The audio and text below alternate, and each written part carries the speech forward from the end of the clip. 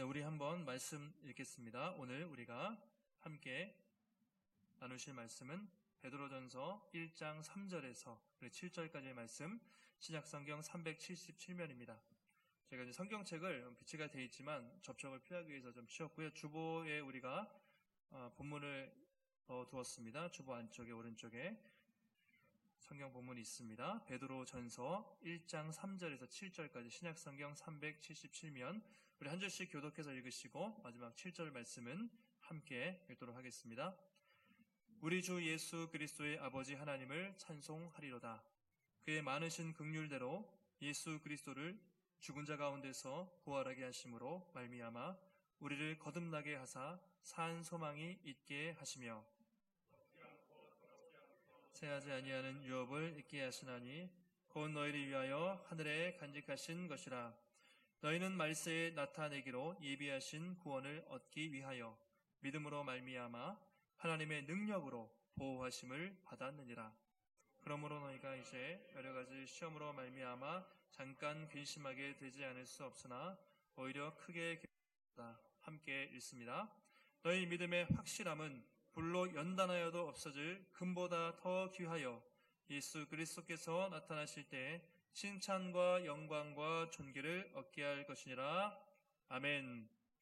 네, 오늘 이렇게 오랜만에 나오셨습니다. 저희가 원래 이제 11시 반에 드리는데 좀 인원을 분산해서 해서 10시에 드리고 두 번째 예배를 드립니다. 그래서 반갑게 저희가 막 인사하면 좋은데 상황이 그래서 옆에 이렇게 눈인사로 잘 나오셨습니다. 한번 그래도 예배를 드리러 오셨으니까 한번 앞뒤로만 눈으로 한번 인사하겠습니다. 잘 나오셨습니다. 네, 주님의 부활을 네, 이렇게 처음 오신 분도 계시고 오랜만에 오신 분도 계신데 또 잘 나오셨고요. 우리가 참 이산가족도 아닌데 다들 이렇게 오랜만에 만나서 또 예배를 드립니다. 마스크를 쓰고 예배를 드리지만 모일 수 있다는 것이 또 하나님의 은혜인 것 같아요. 오늘은 특별히 부활주일로 드립니다. 그래서 우리 마음속에 그냥 한번 지나가는 절기가 아니라 예수님의 부활이 다시 한번 믿어지고 그것이 확실하게 우리 마음속에 큰 감격과 기쁨으로 다가오는 복된 예배가 되기를 주님의 이름으로 축원하겠습니다.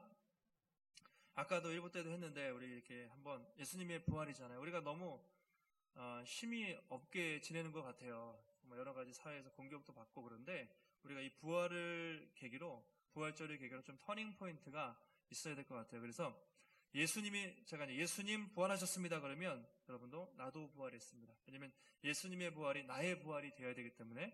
그리고 제가 예수님 승리하셨습니다 그러면 어떻게 하시면 됩니까? 나도 승리했습니다. 예수님의 부활, 예수님의 승리. 그래서 이렇게 마스크 쓰셨으니까 이렇게 좀 손을 드시고 우리 힘차게 좀 격려하면서 예수님 부활하셨습니다 하면 나도 부활했습니다. 예수님 승리하셨습니다. 나도 승리했습니다. 한번 주님 힘차게 한번 외쳐보겠습니다. 예수님 부활하셨습니다. 예수님 승리하셨습니다. 아멘. 예수님의 부활이 나의 부활이 되고 예수님의 승리가 여러분의 승리가 되시기를 간절히 축원합니다. 지금까지 우리가 부활절을 저도 참 여러 번 맞았지만 이런 부활절은 여러분들도 저도 처음인 것 같습니다. 우리가 조금은 좀 무겁게 이렇게 마스크를 쓰고 또 이렇게 예배를 드리고 있는데요. 전 세계, 우리뿐만 아니라 전 세계가 다 어려움을 겪고 있습니다. 거의 전시 상황에 준하는 상황이라고 사람들이 말을 합니다. 경제적으로 볼 때 미국의 또 트럼프 대통령은 많은 사람들이 1930년대 경제 대공황과 비슷할 정도로 경제적으로 큰 위기다 그렇게 말을 합니다. 특별히 유럽에서 많은 피해를 겪고 있는데 이탈리아나 스페인, 많은 유럽의 지도자들이 거의 세계 대전, 세계 3차 대전이다 할 정도로 지금은 거의 전쟁의 상황에 방불케 하는 그런 전시 상황으로 우리가 그런 상황을 지내고 있습니다. 우리나라도 매일 중대본에서 또 여러 가지 단체에서 발표를 하는 것을 보면 정말 매일 전쟁 같은 그런 전시 상황에 준하는 내용들이 발표가 되고 있습니다. 학교가 벌써 여러 번 개학을 연기하고 또 사상 초유 온라인으로 개학을 하게 되고 또 상점이 문을 닫고 모든 행사들이 스톱당하고 주가가 또 내려가고 또 교회가 이렇게 모여서 예배를 드리지 못하는 또 그래서 어떤 교회는 온라인으로 드리고 또 어떤 교회는 보니까 운동장에서 드려요. 드라이브 스루 교회라고 해서 몇 교회는 또 그렇게 드리고 정말 다양하게 예배를 드리고 있어요. 이번 주에 또 총선이 있습니다. 그래서 국회의원을 뽑는 선거까지 우리는 어쩌면 단군 이래 가장 혼란한 시대 상황에 우리가 살고 있다는 것을 우리가 알고 있습니다. 우리 이런 상황에서 부활절을 맞게 되었습니다. 여러분, 이런 상황에서 예수님의 부활이 어떤 의미인가? 이런 고난 속에서 예수님의 부활이 과연 우리에게 어떤 소망을 주는가? 이것이 우리에게 정말 중요한 질문이 아니겠습니까? 여러분에게 한번 부활은 어떤 의미가 있는가? 다시 한번 오늘 생각해 보시기 바라요. 나에게 부활은 어떤 의미가 있는가? 정말 매년 부활절 1년 한 번 지나가는 절기로서 그냥 지나가는 절기에 불과한가? 아니면 정말 나에게 매일매일 살아 숨쉬는 살아있는 위로와 소망이 되는 말씀인가? 진리인가? 그것을 한번 살펴보시기 바랍니다. 오늘 우리가 베드로 전서를 읽었는데요. 오늘 베드로는 한마디로 이렇게 말합니다. 예수님의 부활은 우리에게 살아있는 소망이다. 그 메시지를 주는 것이죠. 예수님의 부활은 살아있는 소망이다. 한번 따라해 보실까요? 예수님의 부활은 살아있는 소망입니다. 우리에게 산 소망이 되신다. 이제 그 얘기를 베드로가 하고 있습니다. 자, 베드로 전서는요, 사도 베드로가 로마에 있을 때 아마 쓴 편지로 알려져 있어요. 우리가 편지를 쓸 때는 항상 하고 싶은 말이 있죠. 편지를 쓴 이유와 목적을 가지고 쓰게 되는데, 베드로가 가장 하고 싶었던 말이 무엇일까? 오늘 읽었던 말씀 서두에 나옵니다. 찬송하리로다. 바로 베드로는 하나님을 찬송하고 싶었던 것이죠. 3절에 보시면 우리 주 예수 그리스도의 아버지 하나님을 찬송하리로다. 편지를 쓰면서 난 하나님을 찬송하기 원한다. 그런 편지를 쓰는 것이죠. 우리가 언제 찬송을 합니까? 찬양을 합니까? 어떤 은혜와 어떤 기쁨이 주체할 수 없을 정도로 막 흘러 넘칠 때 우리가 찬양이 나오는 것이죠. 베드로가 찬양하고 있습니다. 이 표현이 에베소서에서 바울도 똑같이 한 적이 있어요. 에베소서 1장을 보면 우리가 1월에 2월에 에베소서를 살펴본 적이 있는데 바울이 에베소서 1장을 쓰면서 똑같습니다. 찬송하리로다. 우리 주 하나님이 얼마나 큰 은혜와 구원으로 우리를 구원하셨는지 성부와 성자와 성령 하나님의 놀라운 구원 사역에 대해서 찬송하리로다 막 쓴 편지가 있습니다. 그것이 에베소서인데 오늘 베드로도 마찬가지예요. 편지를 쓰면서 하나님을 찬송하는 것이죠. 그 이유가 무엇입니까? 무엇을 찬송하기 원하는가? 그것이 1장 3절 말씀에 나와 있습니다. 우리 보시고 1장 3절 말씀 함께 읽겠습니다. 시작.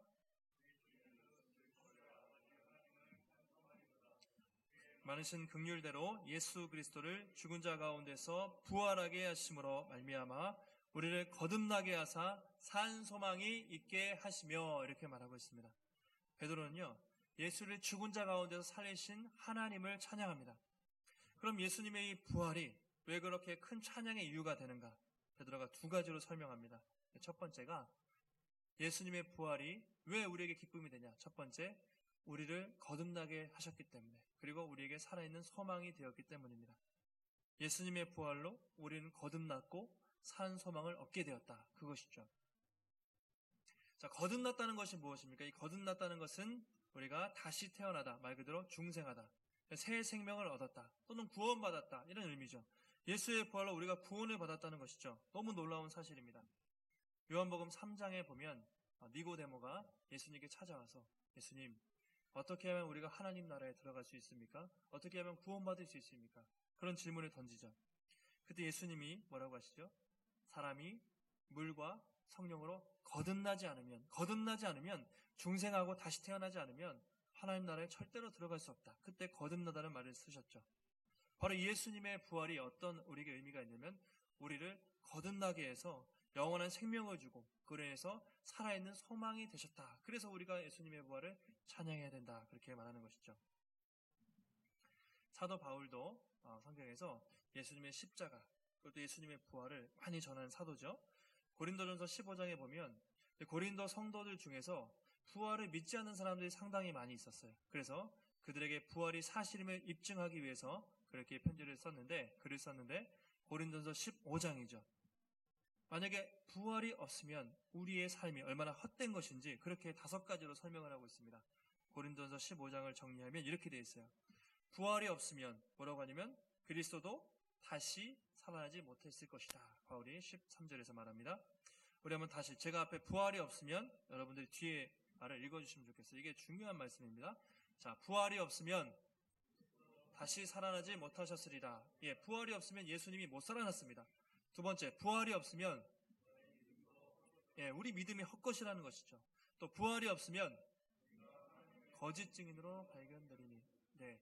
거짓 증인, 우리가 부활의 증거하는데 우리 다 거짓말하는 사람이 된다는 것이죠. 네 번째, 부활이 없으면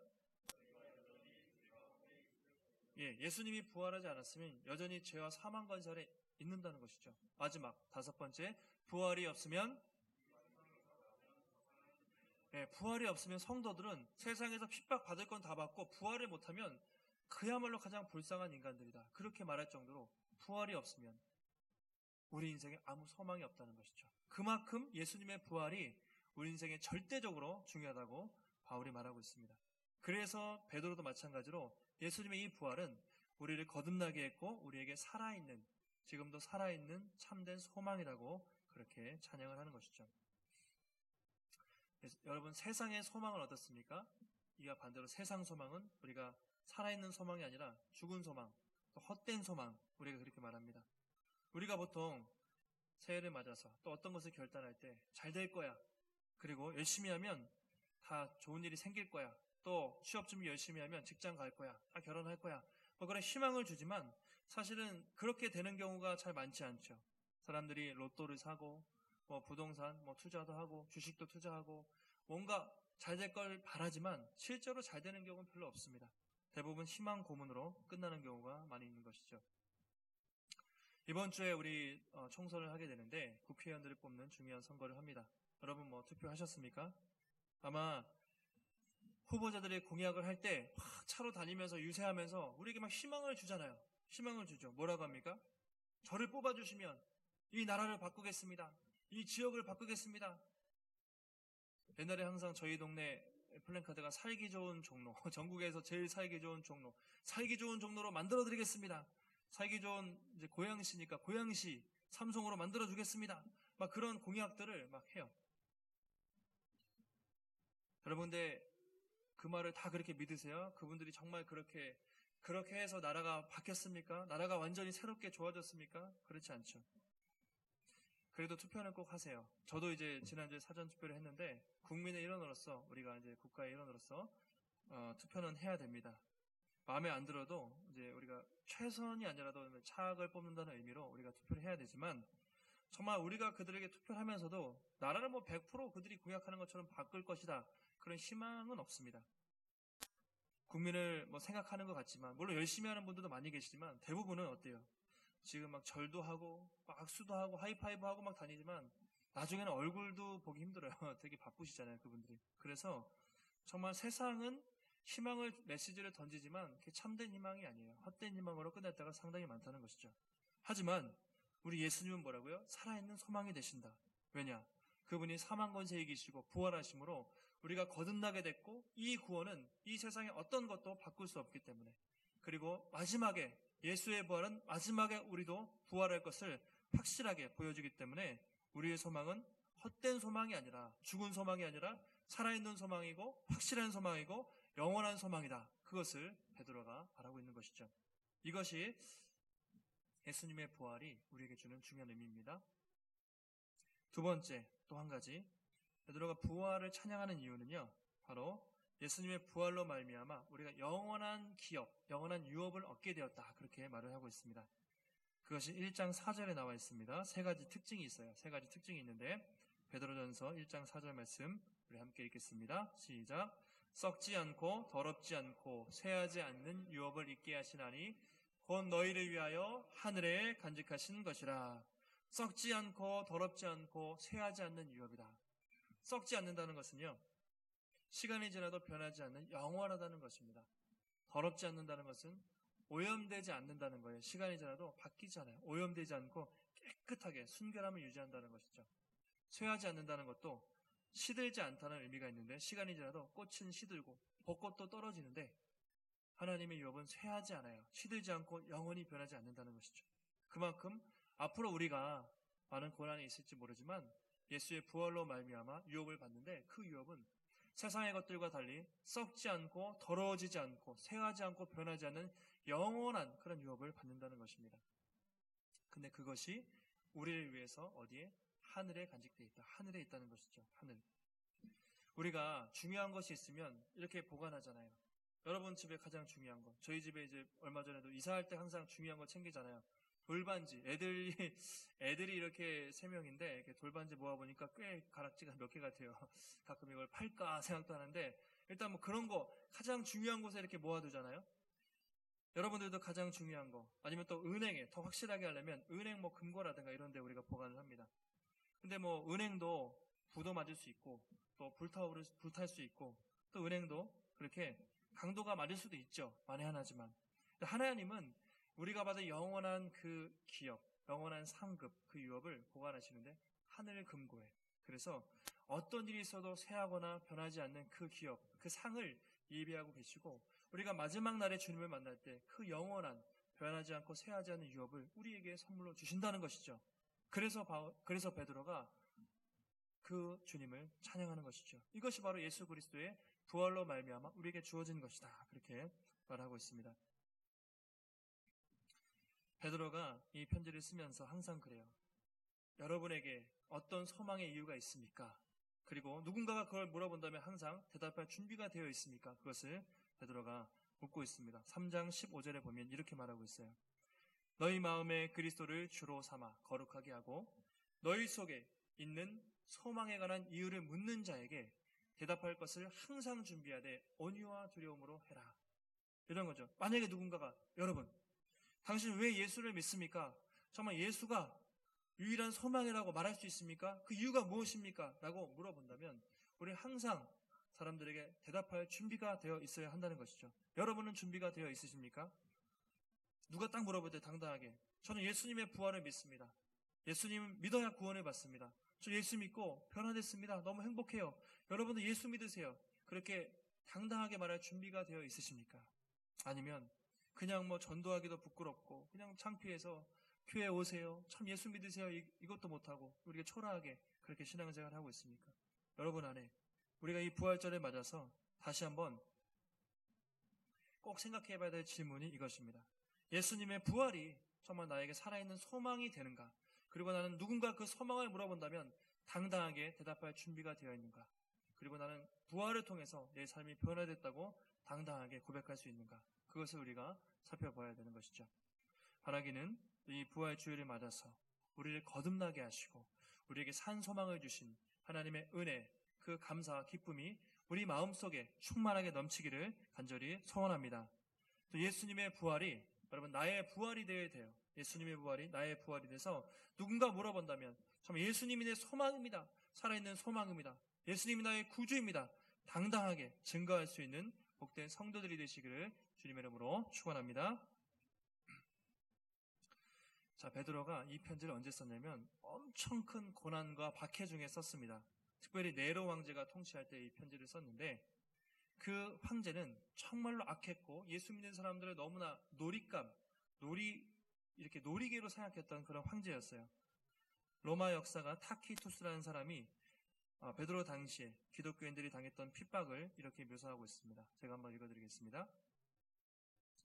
죽음에 처하는 것은 당연하고 그리스도인들은 강제로 쾌락을 주는 대상이 되었다. 짐승의 가죽이 입혀진 그들은 들깨들에게 찢겨 죽임을 당했다. 어떤 사람들은 십자가에서 처형되었고 어떤 사람들은 밤을 환히 밝히도록 화형에 처해졌다. 이것이 베드로가 활동할 당시 초대교회 성도들의 상황이었습니다. 그냥 사람들을 가지고 막 이렇게 가죽옷을 입혀서 콜로세움 경기장에 넣어놓고 짐승에게 뜯겨 먹는 것을 보면서 박수치고 좋아했던 것이 당시 로마 황제와 로마 사람들의 모습이었습니다. 우리 신앙의 선배들은 그 어려운 상황 속에서 찢기고 죽어가는 상황 속에서 이 믿음과 신앙을 지켰던 것이죠. 우리가 물론 코로나 때문에 힘듭니다. 힘든 시간을 보내고 있지만 우리 초대교회 성도들이 당했던 핍박은 지금과 비교할 수 없을 만큼 말할 수 없이 힘든 핍박이었다는 것이죠. 그럼에도 불구하고 베드로는 그 고난을 이기는 능력이 있다. 그것이 바로 예수 그리스도의 부활이다. 그렇게 말하고 있습니다. 1장 6절에 보시면 이렇게 말하죠. 그러므로 너희가 이제 여러 가지 시험으로 말미암아 잠깐 근심하게 되지 않을 수 없으나 오히려 크게 기뻐하는도다. 이렇게 말합니다. 그러므로 여러분이 예수님의 부활로 말미암아 또 여러 가지 시험이 있습니다. 근심하게 되는데 어떤 근심이요? 잠깐 근심하게 되지 않을 수 없으나 잠깐 근심당한다는 것이죠. 여러분들이 고통당하고 핍박당하고 때로는 순교를 당하지만 그것은 영원한 상급에 비하면 잠깐입니다. 여러분 이겨내시기 바랍니다. 그렇게 잠깐 베드로가 거기 권면을 하는 것입니다. 바울도 이렇게 얘기하죠. 우리가 당하는 현재의 고난은 장차 우리가 받을 영광과 좋게 비교할 수 없을 만큼 지금의 고난이 물론 크지만 우리가 받을 그 영광은 비록 우리가 이 땅에 순교를 당할지라도 우리가 받을 영광은 그보다 훨씬 더 크다고 그렇게 복음을 전했습니다. 그래서 우리가 고난 속에서 오히려 크게 기뻐하는도다. 오히려 크게 기뻐하는도다. 왜냐하면 이 기뻐한다는 표현은요. 성경에 여러 번 몇 번 나오는데 찬양할 때 그러니까 기쁨을 주체하지 못해서 기뻐서 날뛸 때 막 이렇게 뛸 때 기뻐하는도다 이런 표현을 씁니다. 그만큼 기뻐할 수 있다는 것이죠. 어떻게 해요? 어떻게 이런 고난 중에서 사람이 죽어가고 경제적으로, 정치적으로, 사회적으로, 문화적으로 많은 박해를 받는 사람들이 어떻게 오히려 크게 기뻐할 수 있는가? 그 비결이 무엇입니까? 그것이 7절에 나와 있습니다. 베드로전서 1장 7절 말씀 우리 한번 한 목소리 읽겠습니다. 시작. 너희 믿음의 확실함은 불로 연단하여도 없어질 금보다 더 귀하여 예수 그리스도께서 나타나실 때 칭찬과 영광과 존귀를 얻게 하실 것이니라. 아멘. 여기서 중요하다는 말이 너희 믿음의 확실함, 또 불로 연단하여도 이 표현인데요. 이 두 단어의 어근, 그러니까 뿌리가 같아요. 뿌리가 뭐냐면 도키메라고 하는데 도키메, 이 원어 도키메가 어떤 의미냐면 연단 또는 시험 또는 시련 이런 의미가 있어요. 이 단어가 어디서 쓰여지냐면 원래 광물 있죠. 금이나 은 같은 광물을 캘 때 또는 화폐 같은 금속으로 된 화폐를 불로 막 녹여가지고 이게 진짜인지 가짜인지 판별할 때 도키메, 즉 연단, 재련하다 이런 의미로 썼습니다. 그러니까 불같은 연단을 통해서 참인지 거짓인지 구별할 때 쓰는 용어가 도키메 또는 이런 확실함 또는 연단이라는 의미가 된다는 것이죠. 베드로는 성도들의 믿음을 순금, 금으로 비유하고 있습니다. 여러분 금이 처음부터 우리가 이 만드는 금이 금 반지나 목걸이 우리가 받는 금들이 100% 처음부터 그렇게 얻어지는 게 아니죠. 자연 속에서는 흩어져 있죠. 광물이나 이런 자연 돌 같은 데 흩어져 있는 걸 모으지 않습니까? 저도 어릴 때 그래서 이런 개울가에 가면 옛날에는 막 개울에 이제 들어갔잖아요. 가면 조그만 이렇게 돌이 있는데 사금이라고 그런가요? 막 그런 반짝반짝하는 게 있어서 막 모았던 기억이 있어요. 마찬가지로 사람들은 금광을 발견하면 거기에 금이 있는 게 아니라 금이 섞인 광물질, 돌 같은 게 있겠죠. 그걸 채취해서 어떻게 합니까? 용광로에 집어넣어서 뜨거운 불로 녹여서 불순물을 제거하고 순수한 금을 얻게 됩니다. 금이 금으로서 가치를 인정받기 위해서는 반드시 뜨거운 불, 이 용광로를 통과해야 하는 것이죠. 그래야 불순물이 섞이지 않는 순수한 금을 얻게 되는 것입니다. 우리 신앙도 마찬가지라는 거예요. 하나님은 우리의 믿음을 실현하시는데 대장장이처럼 실험하세요. 그래서 우리를 고난이라는 우리 인생의 용광로에 집어넣으시고 우리 믿음을 연단해서 순전한 믿음을 가진 사람으로 그렇게 우리를 성숙하게 그렇게 거듭나게 하기 위해서 고난을 허락하신다는 거죠. 너희도 한번 고난 당해봐. 그냥 그런 의미가 아니라 고난이 고난으로 끝나는 것이 아니라 그 고난을 통해서 마치 아름다운 정결한 금이 순결한 금이 탄생하는 것처럼 정결한 믿음을 가진 사람으로 우리 신앙의 모든 불순물을 제거하고 정말 깨끗한 순결한 믿음을 가진 하나님의 사람으로 우리를 만들기 위해서 성숙하게 하기 위해서 이 고난의 시간들을 통과하게 하신다고 말하고 있습니다. 그래서 우리가 고난이 있지만 오히려 기뻐할 수 있다는 것이죠. 이 고난을 통해서 내 믿음의 불순물들이 제거되고 더욱더 나를 정결하게 하실 주님을 바라보면서 기쁨으로 나갈 수가 있다는 것이죠. 성경에서 이렇게 하나님께 크게 쓰임받은 사람들은 다 이 믿음의 용광로, 믿음의 테스트의 과정을 통과했습니다. 대표적으로 구약의 모세 40세가 됐을 때 나라를 구하고 싶었는데 혈기가 많았어요. 교만했습니다. 사람을 쳐서 죽였죠. 40년 동안 광야의 삶을 통해서 낮아지고 겸손하고 모든 인생의 밑바닥을 경험한 뒤에 하나님이 80세에 그를 불러서 사용을 하셨습니다. 다윗도 마찬가지죠.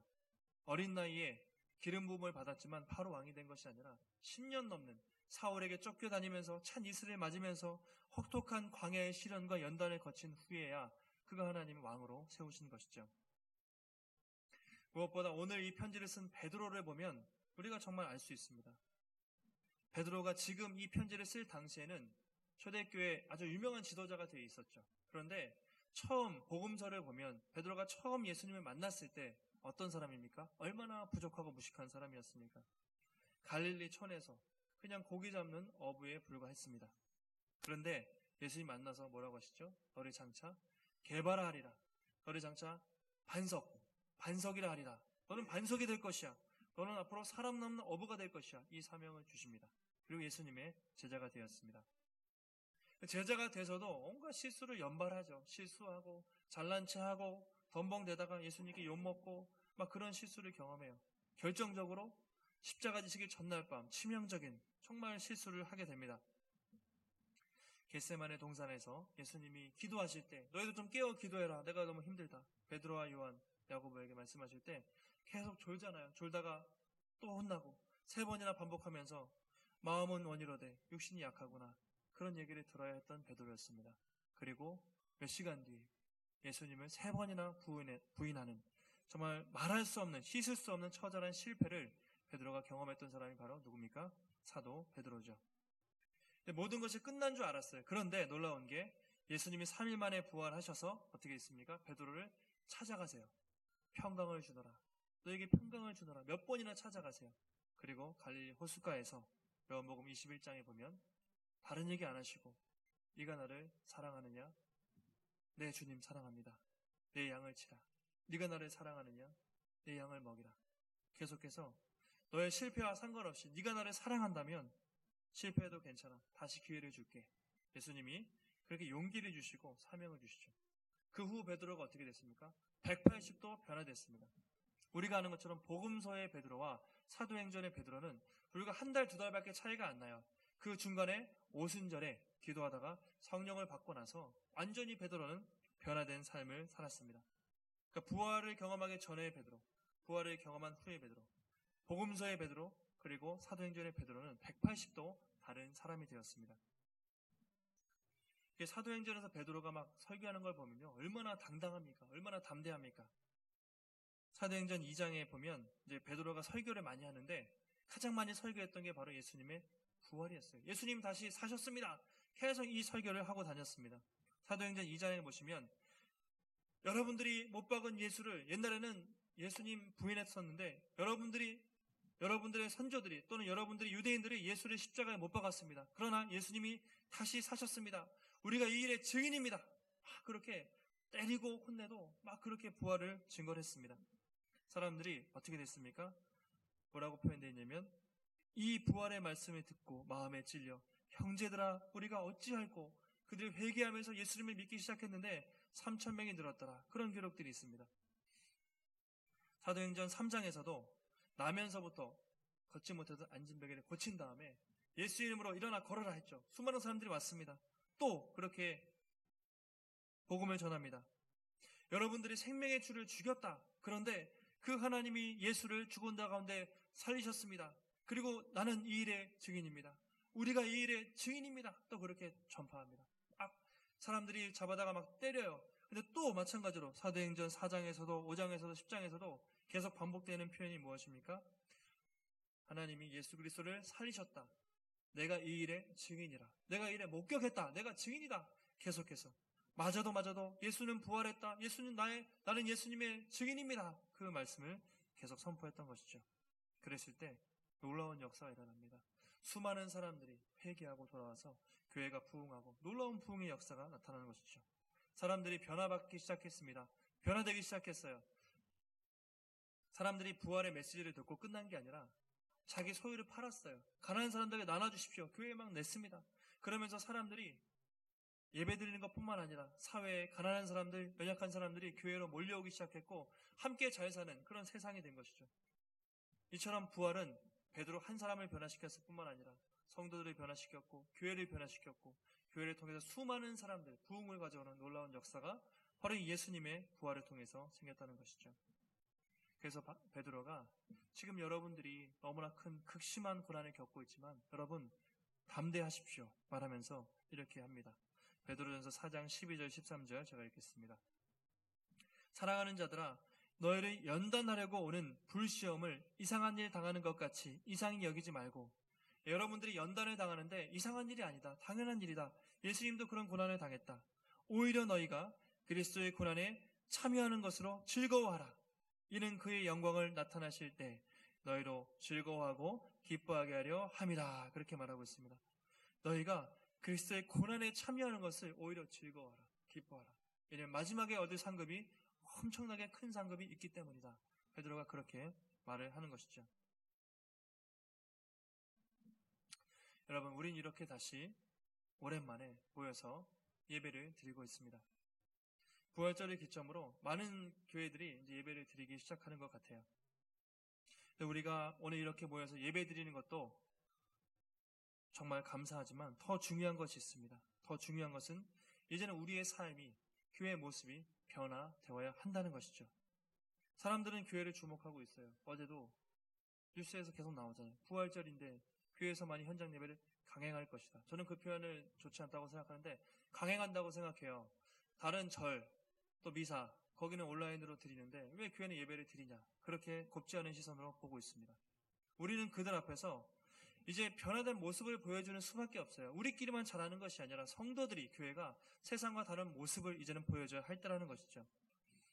2020년 오늘 부활주의 예배를 기점으로 우리는 선택의 기로에 서 있습니다. 예전과 같이 우리는 그렇게 살 것인가?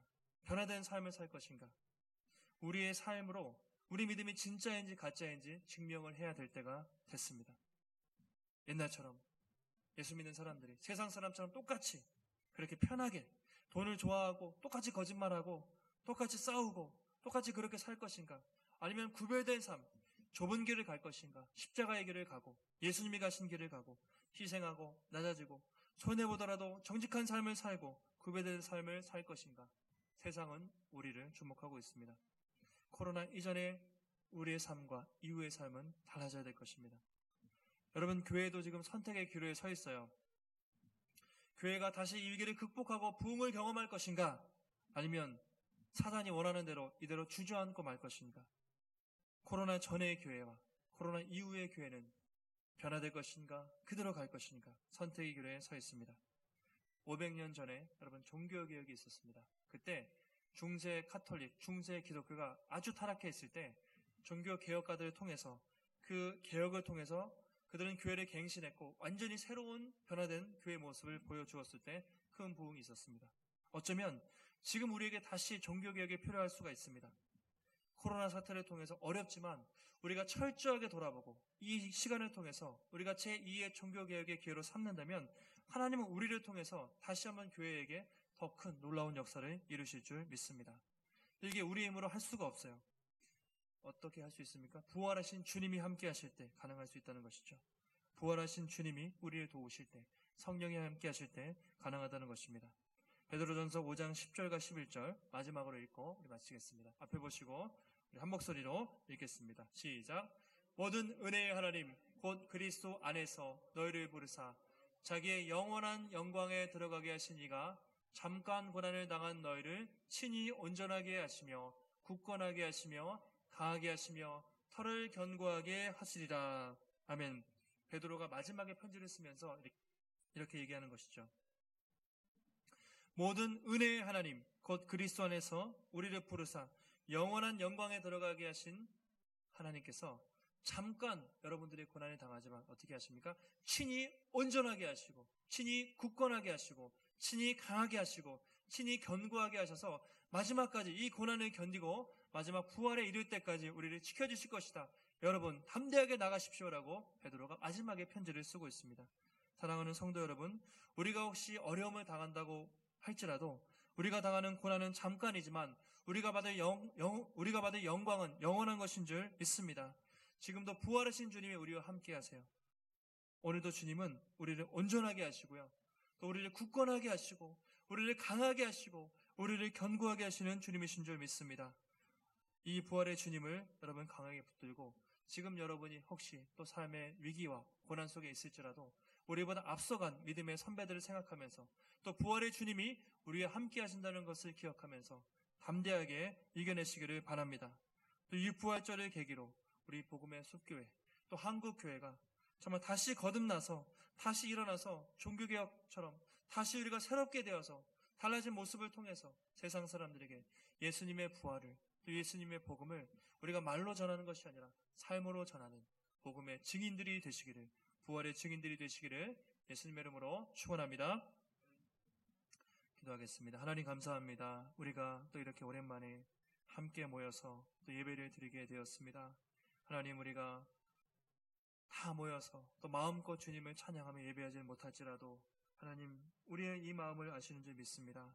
오늘도 2000년 전에 사망 권세 이기시고 무덤에서 일어나 영원한 부활, 생명을 허락하신 주님, 오늘도 우리가 그 주님 감사와 기쁨이 우리 가운데 차고 넘치게 하시고 어떠한 고난과 아픔 속에 있을지라도 이 부활의 주님을 붙들고 우리를 온전하게 하시며 우리를 굳건하게 하시며 강하게 하시고 견고하게 하시는 예수님을 붙들며 우리 삶 가운데 어떤 고난이 있을지라도 믿음으로 담대하게 걸어갈 수 있는 복된 성도들이 될 수 있도록 붙잡아 주시옵소서. 하나님, 역사 속에서 교회가 위기에 있을 때마다 하나님은 교회를 새롭게 하셨습니다.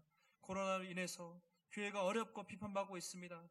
그 비판을 겸허하게 받되 우리가 이번 부활주의를 계기로 다시 한번 예수 그리스도의 부활을 가슴에 새기며 우리의 입술과 또 우리의 삶의 모습이 변화되어서 세상 가운데 달라진 모습을 보여주게 하시고 그들의 교회의 달라진 모습을 보고 그들의 교회 우리의 변화된 삶을 보고 다시 한번 교회로 나와서 하나님 더 큰 부흥을 이룰 수 있는 놀라운 역사가 나타날 수 있도록 주께서 붙잡아 주시옵소서.